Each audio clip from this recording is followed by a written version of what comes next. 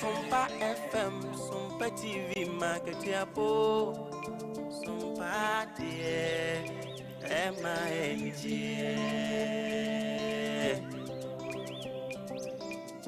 Bichimwa fidi ene to Sompa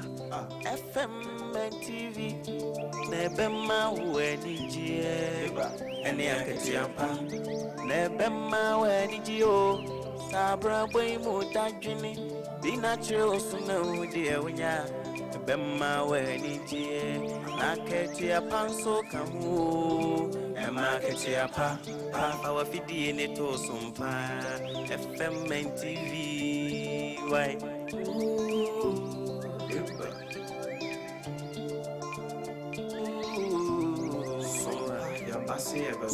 Yasim Sompa mani jenia ketia pana unu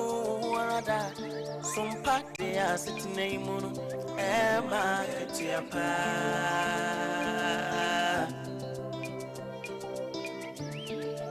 ye no mai munsam makudi munsam yina ne kasebo bitisam ni jasu semyina Sompa de abama Sompa FM ema ketiapa Sompa TV MNG Sompa TV, MNG. Oh, wisdom ni mitie Sompa FM, he Sompa TV.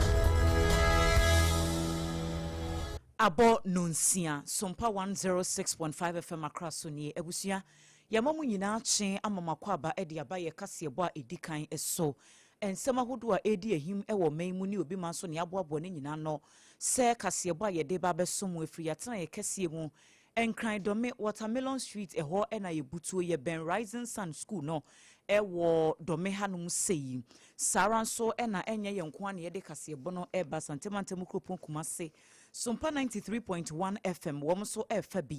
Adamfopa Radio ewo Paris France Doma 100.7 ewo Doma Hinkro Enkranza Sompa eye 90.7 Techiman Sompa eye 106.1 ena Sunyai Sompa so ye 98.9 Takwa Obapa na ya kachire enene domsu etie ewo Sompa 101.1 Sumfifi Mantam Kingdom 106.1 ewo Mankesimu a womso efan semno ebi Kaneshaban Radio ewo Kaneshi Market ewo Accra hanum sei uko decoder no so now hwehwe baabi radio stations ne wa wo de search Sompa FM ubehunu yen wo ho ye stream live anopay ewo Facebook ene YouTube nti wadawro mabraso bi na ye no nyina enche kasebo no Facebook no eye Sompa 106.5 FM Accra ena YouTube no so eye Sompa FM live www.sompaonline.com eno ene ye website a wokọ hono mo a ubetimi nyansam ni bi na wakenkan Nana Kojo Jesi Company Limited wono ena so yasena ye de anopa no nsia kasebo yi eba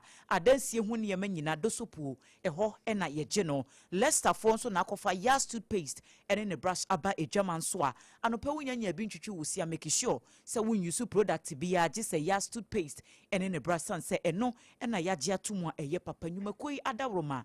ensema hodo a yede eba anopa yi no nia ebedimu akotini bi ene se abadadwa se oyo man Ghana munipa na okọ United Arab Emirates se okọ visit anase okọ akoya adwuma no uhia police clearance form Ghana Airport Company Limited womo apam adwumayefo mienu anu wo mudi wo dwuma wo car park ho no yeyi wo madi ne entia yeyi wo madi ne munsem ewa ha ena no memenda no ene yede beto wanim se Ghana fo be so hare du nwotwe ye ko Russia akọje ntete woni aba wo soafo a ono hwe awrokwacha so atu wonfo na saranso ena ensem ya ehono Penyinipa wada adwumakuo ya no e de ato dwase terminal 2 Accra International Airport no nyame yadom a wo mo hwe anim se December bosum yi emu na wo ma yensisi ni nyina ewie local government services Penny Odano, I am offer Professor Lord KWAKU Mensa. One war can the actual one more local government in India must say, I am Juan, see a day, you my papa, a bit me abo mine. Ye we are dobe kwama no ne na beto just say states ahodoɔ bɛyɛ adurununum 25 wɔn nyinaa ka aboma yɛ baako the US man penny Donald Trump ni administration na aban no yɛde wɔn akɔ mu wɔ court a wɔn kyerɛ sɛ tariffs ahodoɔ a yɛde ekum abusua ahodoɔ ɛwɔ hɔ nom ne enyumakuo no ɛyɛ adɔso emu nsɛm na anɔpɛ yɛabɔbɔ ne nyinaa no a yɛde emu nkyirimu ɛba abɛso mu yɛn mu a yɛbɛkenkan kaseɛbɔ no de ama mo no ADWOA ASARE enimidin mene Odeman kuma chiame obrempong na KWAKU AMPOMAH.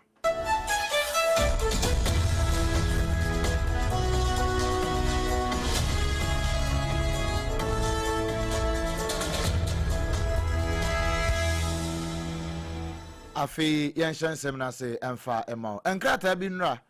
ye wo ha na ehun se anoma na isu se bibia betomti yankwa cheke hwe ye kwa cheke ya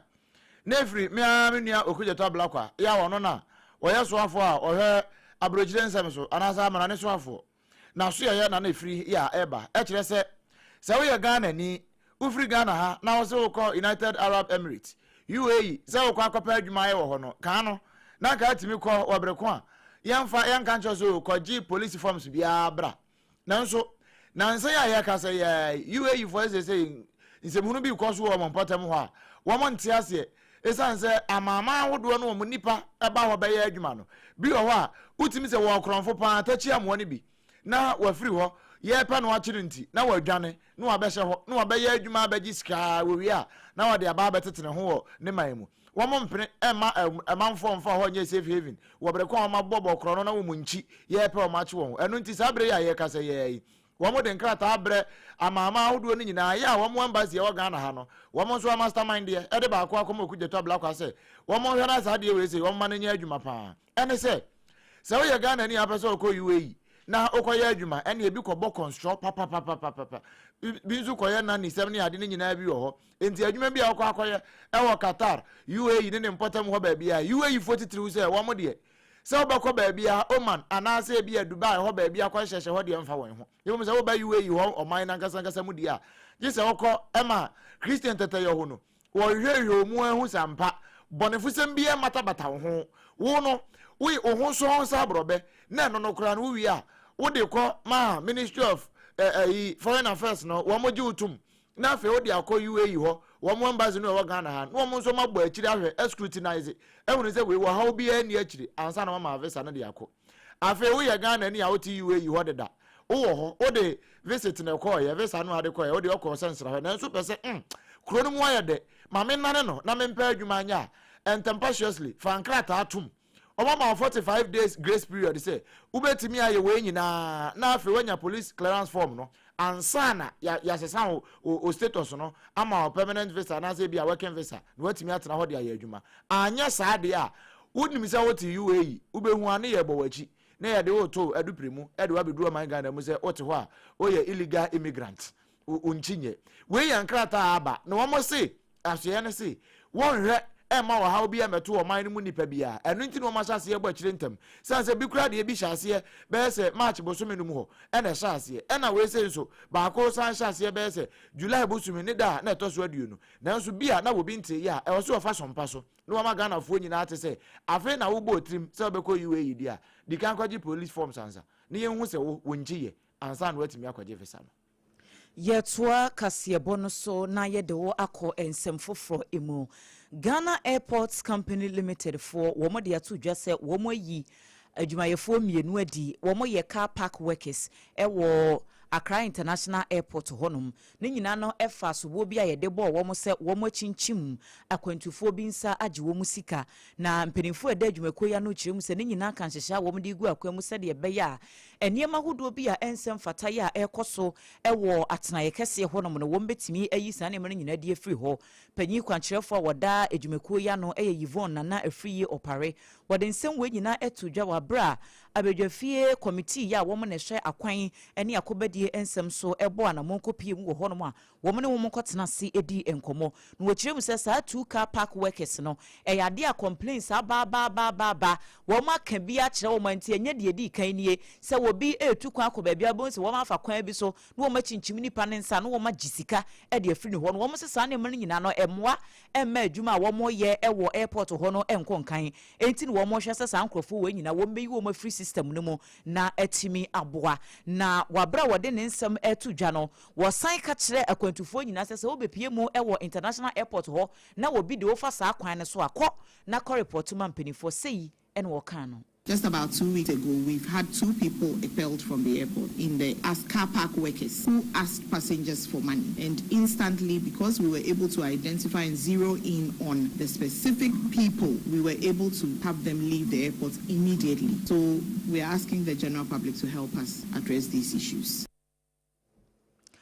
Na owie ye no wa mane nsem no anso ho no mo a wodi to just terminal 2 eho dwumadie ya wo mo eye no wo mo ye se wo mbe ye nsiesie adwuma bi wo terminal 2 ho no Accra International Airport na wo sisika na ekosa adwumadie no mu no eye $15 million na wo sisese no wo mpese wo mo upgrade ho no se de be ya ebetimi aboa na international flight ne local flights ni nyina no wo matimi akọ no wo sisa nsiesie no wo mo hwe animu se afi beko na wie ye December bosum ni mu ne de na wo ma wie project ni nyina afi 7-story multi-purpose car park bi ni niam ahodo bebre e na wo mo ye e watena ye ho nso a eno nso ebetimi aboa pa to free up the space for a multi-story car park and hotels. So where we're standing now would go down 2 levels underground car park. This surface level will be a shopping mall, retail spaces, a food court, restaurants, and general retail spaces, offices will be on this floor. The next level, that's up here for it will come up to the meeters and greeters level, and then 5 more levels of car parking on top. So that's what makes up for the 7. On top of the 5 floors will be 2 hotels. One will be a luxury hotel that is accessible for anyone, in the country. But the budget hotel will be an airport hotel, only accessible from within the airport.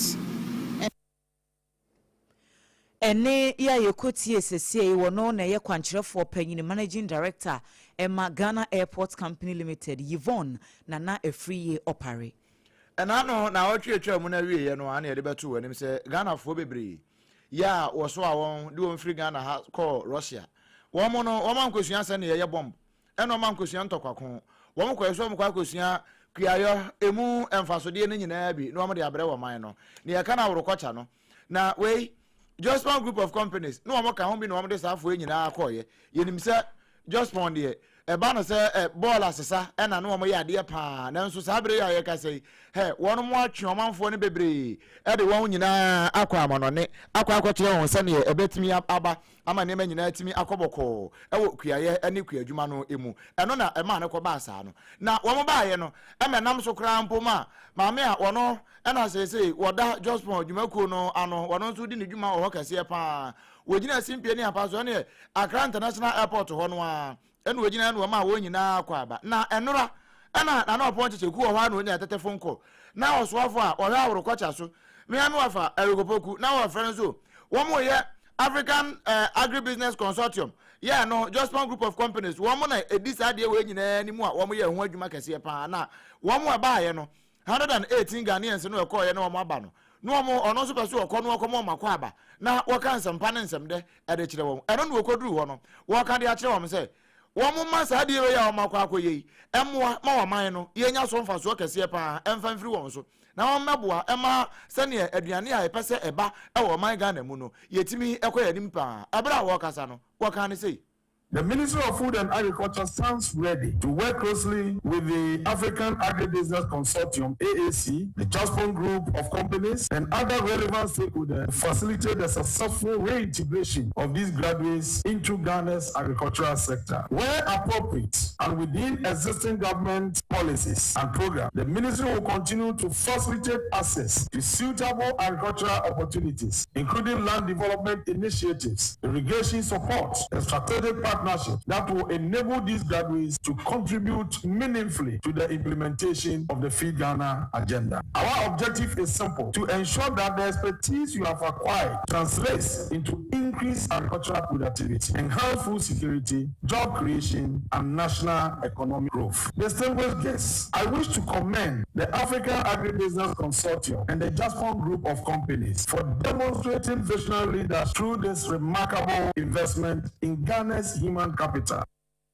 Enti we honorable Kopokunu no anu wo kan se on se wo kan ba ku bi Feed Ghana no se ya boama Ghana ni ba bi anya aduane papa die enti na ye de musa ni pai wo ha ene du nwotwe ye de mo kwa amono ne Russia ton se mo nkwana mo nkosua se ne ye ya woro kwacha modern wine no na mo famere wo man no enti mo na mba video man no na ye nya aduane papa ni wo wie ye no wo de kakra kan ho ene wo che se ankra ene wo no mo a wo mo nsem wo bie ya wo mo nyina e kan wo mo bomu ema yetimi nya oman papa aduane sem yetimi kan ye pa no wo mmeka aban ho na aban ko a wo ntimi nye ntino aban nye ne ye. To encourage other private sector institutions, agribusinesses, development partners, and industry players to emulate this worthy example. Investing in young people is one of the greatest investments any nation can make. To our graduates, you have returned home at a time when Ghana's agricultural sector presents tremendous opportunities. The future of agriculture belongs to those who are innovative, technologically driven, entrepreneurial, and committed to excellence. I encourage you to remain united, continue learning, embrace innovation, and dedicate your knowledge to solving the practical challenge facing our farmers and agribusinesses. Ghana has invested in you through the opportunities created by your sponsors, and today your country looks to you to become catalyst for transformation. Your success will inspire many more young Ghanaians to pursue careers in agriculture and demonstrate that agriculture remains one of the most promising sectors for national development. Next year by this time, we will be visiting the site to witness the expected increase in vegetable production. We are when you for Kopokunu no na wo kan no kan akuafo no challenge no wo mo challenge ba ko e galamse no tie bia no kwan on ba fa so on ba so wo sa galamse challenge no dia ma won no bia won akosua no nyina dia kan ho na emom se ne be ya won ba boa na kuayo no atimi akona nim na akuafo hawa wo mo na mu ewo sa kwan no so no wo ma atimi ayi ni nyina e de afiri ho no ho ama ne bo e na wo ba wo ka kire wo se wo mo moa na afi ankurankure ene wo no mo nso e kan bia wo mu ewo aworokwacha mu no wo mo moa aban no na aban ne ntimi ma o man no enya duane papa ni ye kai wosa no pa no nsia kasebo e wo Sompa 106.5 FM Accra e na wasungusu awutie no na ensem ya ye de ba nyina no e nyumakuo bia dawroma en wo mu atua ho ka na Kodjogesi Company Limited number 1 Ghana ha baabia bini amanone emfa ho sese distance no kura na enye barrier se wotia brochire wotia amanone na wo ye adwuma wo pese wo sidan wo pese wo ye project bi e wo Ghana ha emfa ho ne ehia se sika no de ode ba so wo mfa nko na Kodjogesi Company Limited ho wo de ope cross send sika na man direct wo mo nkonkoje building materials anse ne ni patrimu a yesum na materials papa ye di sidan de eye ho ene ye to no sanse ho ne aso ahwa hunu se nukredie de na de bi ye adwuma pa wo watima manipa no wodwene nipa ho enti project no hya ase ho na akoto ne ma na obewie obu ho no mo a wo project ase a beye mfi ahia na edan no aka mfimfin na mmom na de adon sononko bi da ne so kone koto ne ma no wo ho na project no wo bewie se ye cement papa eye nade papa enchense ne colors no de wo pe bia ne type bia wo benya bi e wo na Kodjogesi Company Limited plywood ne nadoa emu bi bia dan no from start to finish e ho ne ye kwakoto no sanse ho ne aso ahwe hunu se ekoyi ankasa bo modern na branches no Ghana hafa na ba bia tokro bia mu ebi ehye ho no mu numbers a wo be frɛ won kan eni kumase dosopo eye 0204 355050 0204355050 and 0244 419 393 0244 419 eno eye na Kodjogesi Company Limited eko oba sempremo no enya dia wo be mreda wadwuma mu ntimpacho frena no pe ya na eni no eni nkomo mepacho no pe wunya ntwitwi wosi a bomodin na pe ya toothpaste ene ne brush ne bi sanse ekoyi ankasa obo ho no mo a wose metwimesi amojaba ewo ne Ghana 2026 mu wa bra ya toothpaste ene ne brush wo ho obi antwi ne se mamoja mabiem ebo wo sene ho ban obi wo ho naturally no or very soft gum enti brass no won hia de ye de betutu ne se debi eno no ye yas toothpaste and then a brush etu nya ye bristles ne bia eboa eno a enye dene eno nso a enye mre chese hone hwa dantemu ne aye no very soft and comfortable ede amao eti bomodian ne pebi said de be ye bebo o se ne ho ban ubetime use yas herba na nwumre me formula na da bia me recommend ma no u use na nwumre a sansa na adwumu no yina wo nkodi nkomo wo nkasa wo nye hwe na mo na ewo wo wanum anka na adwumu no yina no wo mba bedidi ewo wo se ne ho no bomodian use yas herbal toothpaste ni be ebeboa abo se ne ho ban no pa ubetime use whitening and total care toothpaste no na amount se na ye white a pie fita afa yinka boni bi afiri wonum wo kasa na wo de akukuduro so wakasa ama wonso wahunu se yes ekoye ba bia ton sa na emanyina se ye supermarket o se ye shopping mall o wokọ edwaman so containers ahodo stores nkumankuma table so fo nyina womo eton yas toothpaste ene ne brush mo amope no dodo atu enkran ne kuma se Accra number no eye 0501 619588 0501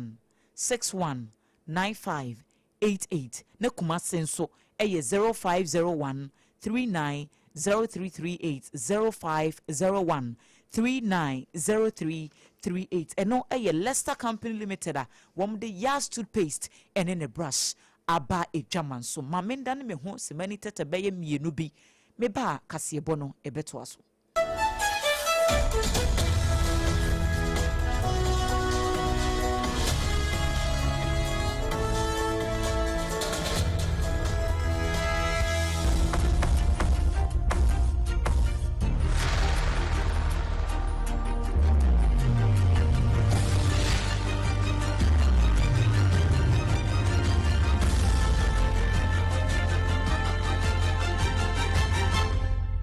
TV Emma Aketuapa. No kwasem Emma Aketuapa. Yedin nsem no to aso ne akwa akopie mu ewo local government services wo mo akache. Pani a ono na da local government services na no Professor Lord KWAKU Mensa. Ono na ka sei. Wo kire titiri panel regional coordinating directors no. Wo kire am say wo mo ma sei abefo ne ade ya adwuma no wo ma ne hia won pa. We obi ti ho. Da bia beko na ne table so nkrata. Chensa ne wo de ko mama me na wo toton ayi wo kwan no ho no na wo de akekere bode anase kofi burukumai na ubeka bibia anya de obefo wono computer kura wonimu ukoka ho asem kire no so ane wa pilot so ye fre bibi AI artificial intelligence fa no ye adwuma wo se hwe ebeji madwuma wo dana ne nsa no keke no wo se ebeji na adwuma eno ntinya de a wo beye na nso waka de akire won bra woni regional coordinating directors no wanu amuhia no amu ye training no ka kire mo se mudi AI ne nko a ye adwuma eno nko a betimi a transform local government e wo man Ghana mu ye local governance no a ye ntimi hunu ba bia ye mfamfa na nsuo tokora mpo a na yirifa ye na no ne ye ka se nsuo peti bosuo kora timi yirifa ye no AI betimi a solve that problem no na bra wo kasa no wo ka no say you are called to inspire confidence, mobilize and ensure that policies translate into tangible outcomes for citizens. In a time of rapid and evolving citizens' expectations, leadership must be adaptive, ethical, and results-oriented. As regional coordinating directors, you must embody the values of professionalism, neutrality, and accountability. You must embrace innovation, leveraging digital tools and artificial intelligence to enhance efficiency, transparency, and service delivery. By the end of this program, you will have gained clarity on your roles within the evolving governance landscape and architecture. You would have strengthened your decision-making capacity, acquired practical tools for managing political administrative dynamics, and built resilience to address emerging security. Into the enema bosu nyina governance emergency security threat issues ahodo ene ye mpotamo si ebetimi aye ho nyina yi no samodi AI no ene digital technology tools no mudi nyina bi ye adwuma ebetimi abo ampa enti wo untimi nye no ona na ne o ma no ba fia mo mo nkyerɛw sɛ ne use digital technology tools no no mo fa nya adwuma na fa esuasua na fa bi ye adwuma we aye Professor Lord KWAKU Mensa na sa ma ne boyi na na pon chicheku ɛna de brɛ yɛ